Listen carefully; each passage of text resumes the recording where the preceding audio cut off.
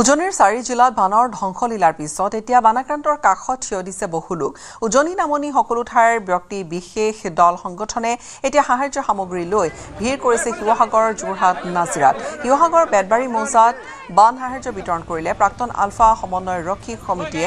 প্ৰাক্তন আলফা সমন্বয়ৰক্ষী সমিতিৰ উদ্যোগত তথা ডিগবৈবাসীৰ সহযোগত বিভিন্ন জনৰ পৰা সংগৃহীত বান সাহায্য বিতৰণ কৰিছে প্ৰাক্তন আলফা জিতেন দত্তই। আৰু প্ৰাক্তন আলফা গৰাকীৰ নেতৃত্বত বৃহত্তৰ অঞ্চলটোত কেইবা লক্ষাধিক টকাৰ সাহায্য বিতৰণ কৰা হৈছে।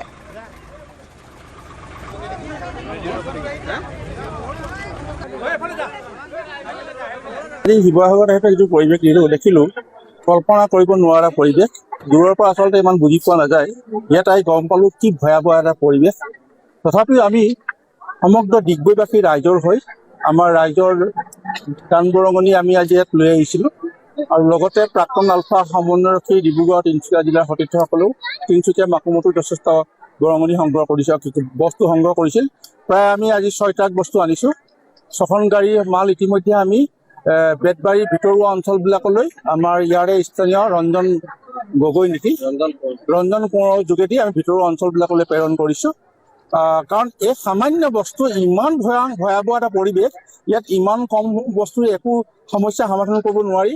কিন্তু এটা ভাল লাগিছে যে আমি আজি ৰাস্তাত আহি থাকোঁতে প্ৰায় 1-1.5 হাজাৰমান গাড়ী দেখিছোঁ অকল সাহায্য বস্তু লৈ অহা। গতিকে এই এটা যিটো মানুহৰ যিটো সাহায্য দিয়াৰ যিটো ঢল উঠিছে, ই সঁচাকৈ দেখি ভাল লাগিছে যে বিপদৰ মুহূৰ্তত গোটেই মানুহবিলাক আগবাঢ়ি আহিছে।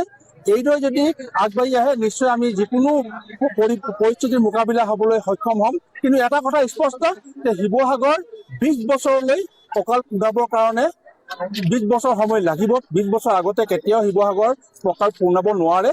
গতিকে আমাৰ সহযোগিতা সদায় থাকিব। আৰু ইয়াৰ পিছত আমি ভাবিছোঁ যে চিকিৎসা সেৱা দিবৰ কাৰণে আমি আহিম ডক্টৰৰ টীম লৈ পেলাই।